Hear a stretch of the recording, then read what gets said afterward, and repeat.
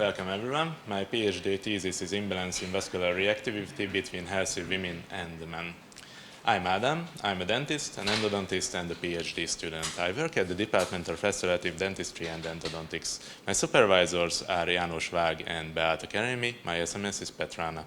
My vision is improving the quality of female patients with cardiovascular and periodontal diseases through providing evidence-based data for personalized care. Here's the list of my specific goals, of which the first one is comparing vascular reactivity between healthy women and men on macro and microvascular level. A systematic review and meta-analysis started this September. Vascular reactivity is the ability of the vascular system to adapt to changes in circulation, and in its regulation, endothelium plays a critical role. So when changes in endothelial function appear, changes in vascular reactivity will follow. This will happen physiologically during aging, but also pathologically during various diseases like diabetes, periodontitis, and cardiovascular diseases. Estrogen is said to have a protective effect on the endothelium, and this might be one possible explanation behind the observation that the age-adjusted CVD death rates and incidences are higher in men. There are numerous ways to assess vascular reactivity, for example, the so-called flow-mediated dilation tests. These tests serve as a good marker for cardiovascular health. So I have been talking about diseases. But first, we need to understand the differences in a healthy functioning state so that we can have an idea about the endothelial dysfunction during diseases. So our aim is to compare the reactive hyperemia between healthy females and males. Our clinical question is there a difference in vascular reactivity between healthy females and males?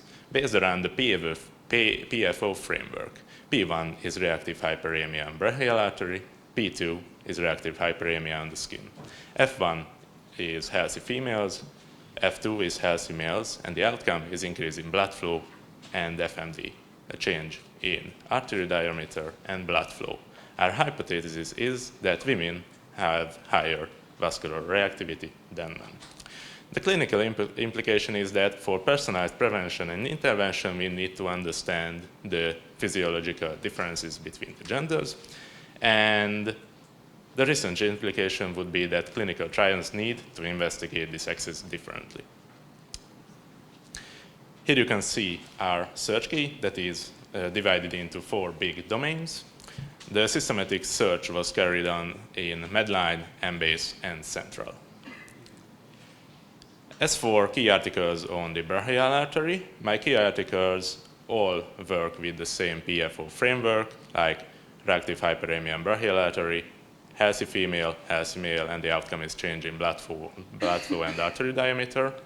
And from their strength and limitations, I would highlight that all the women were examined in the same low hormonal phase of their menstrual cycle.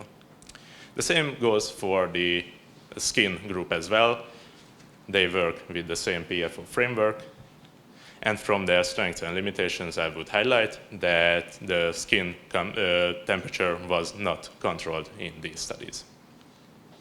After combining the results from the databases, we had about 18,000 hits, and after the duplicate removal, we are well over 12,000 articles still.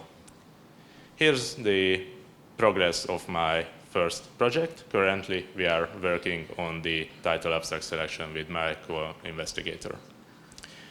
My second project is comparing post-occlusive reactive hyperemia on gingiva and forearm skin between healthy women and men. An observation and a study started this November. So the key articles from my previous project suggest that on big arteries and skin, females have the higher vascular reactivity. There are numerous ways to assess vascular reactivity, for example, the post-occlusive reactive hyperemia tests. And there are multiple devices as well to examine this phenomena. And the laser speckle contrast analysis system or method can even visualize this circulation and the changes in circulation by rendering the signals to a two-dimensional heat map.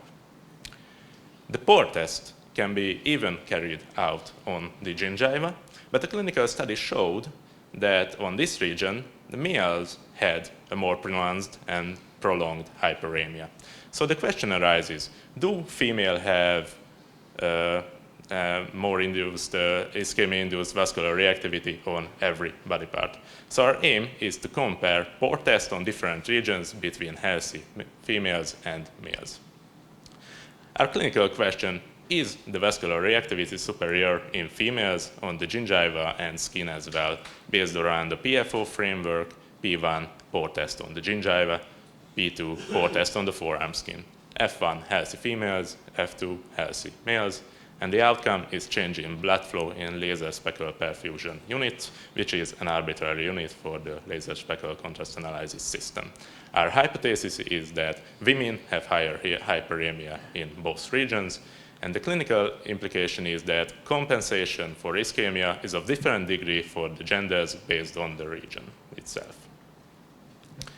For recent clinical studies, I'd like to show you two that were carried out at our clinic recently. The one on the left, in this study, they have used the pore test on the gingiva, and it showed that male had a more pronounced and prolonged hyperemia. And in the study on the right, they have applied vasoactive substances on the gingiva, and with the use of acetylcholine, men had a more pronounced hyperemia as well. So as for the summary, I'd like to show you once again my projects, and the planned submission dates are next September and next November for the two projects. To know is to know that you know nothing. That is the meaning of true knowledge. Thanks you for your attention.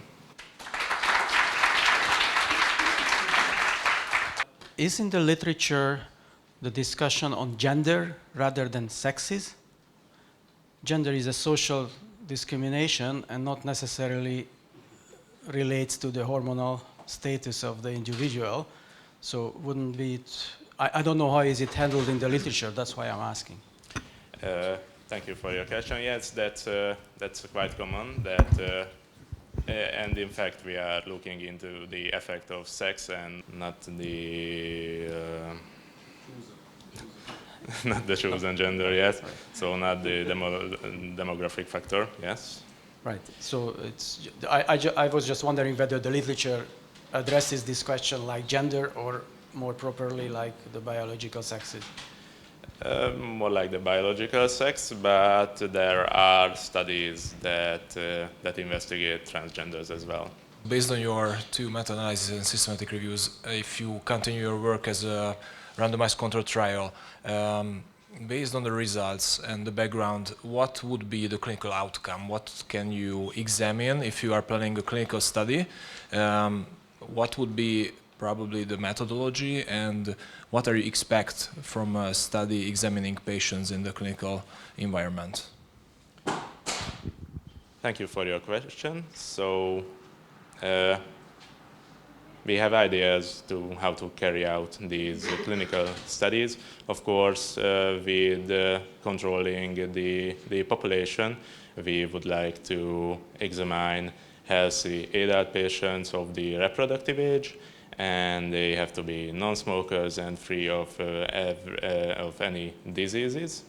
And also for women, we would like to examine them in the same stage of their menstrual cycle.